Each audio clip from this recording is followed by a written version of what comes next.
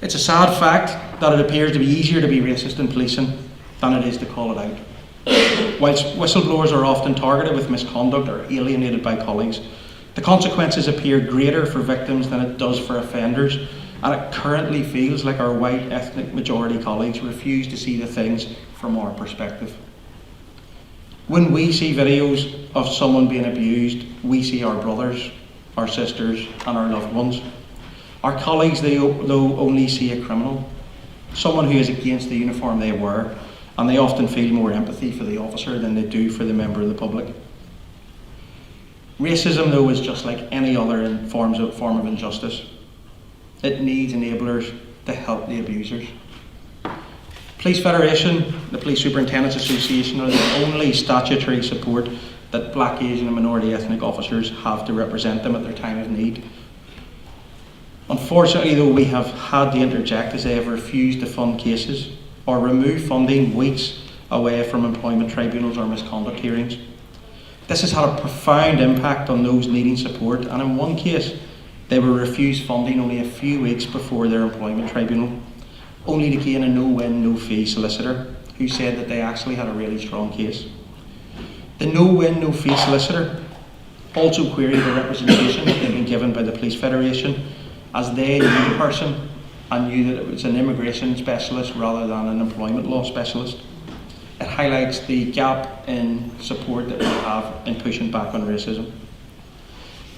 Policing at the same time has sought to remove or control the National Black Police Association, as we are seen as a thorn in the side of chief constables.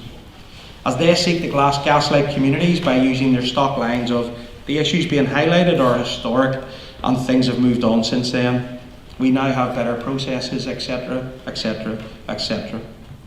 The work I do, though, as president is the same as what the first president completed in 1998. We have not changed, yet police leaders seek to use the current environment to say that we're involved in activism, simply for not towing the party line and for calling out poor behaviours. The sad fact is that police culture has regressed to a time before the Stephen Lawrence inquiry. The attacks on woke policing have allowed chief constables to behave in a way they never felt comfortable doing so in the past. They must take a step back and realise that it is not those who highlight poor behaviours on social media who are the problem, and we are not being unfairly targeted by the public. Policing is broken and needs more than just some tinkering around the edges. So how do we fix this pervasive issue? As some of you know or have guessed, I am from Northern Ireland and joined policing at a time of great change. The reforms brought into policing in Northern Ireland were monumental, but could also be described as the biggest operation in woke policing the UK has ever delivered.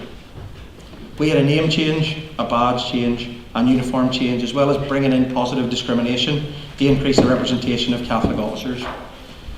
The result of this initiative was fundamental in changing our relationship with communities in Northern Ireland. We went from 13,500 officers backed by 7,000 military personnel in 1999 to now policing a larger community with just 6,300 officers. Many lives have been saved, and it goes to show that woke isn't as negative as people would lead you to believe. But these reforms were not implemented by the police. They were forced upon us. And I believe that no system truly reforms itself.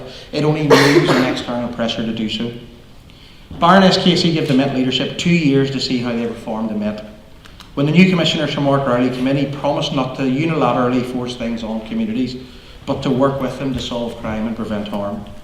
A few months later, though, he called for an accountability review after firearms officers in London handed in their authority to carry firearms, leaving London vulnerable to attack just to prevent their colleague from facing an investigation. This shift in rhetoric highlights that policing only really moves on racism because they're forced to, and when they aren't, they will refuse to do so. We cannot continue this cycle of crisis, apology, and glossy brochure. Chiefs must not be the holders of our destiny in the future. Policing needs fundamental reform, starting with an independent misconduct system which is free from the hands of those it seeks to hold the account. We need the Home Office to force a programme of fundamental reform on policing and not leave it to the people who benefit from the current system to drive change and take away their own powers. We need statutory footing for the National Black Police Association so that we can provide support members desperately need and provide a balanced view for communities from within the police system. I am the only person full-time that works with the NBPA, which is why I look so weathered and weary, honestly. Imagine what another 4 or 5 people with admin support could achieve across the UK. The members we could support, the policies we could influence, and the communities we could engage and build trust with. We need better oversight from community groups and civic society to truly hold policing to account rather than independent advisory groups who get too close to policing and lose their ability to challenge effectively. I stand before you today, or sit, as president of an association that has always been committed to developing a police service we can all be proud of. The National Black Police Association will continue to call out racism and push for improvements for our members and for the communities we come from, no matter what the consequences are. Tonight should be the start for all of us to come together to form a coalition for justice, for equality, and for fairness in policing.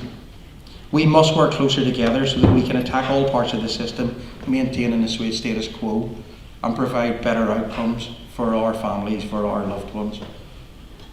The ethos of the National Black Police Association is one voice, strength and unity. And that ethos is one that must extend before our members, to all of you representing communities and civic societies. Together we can succeed and be the generation that finally reforms policing once and for all.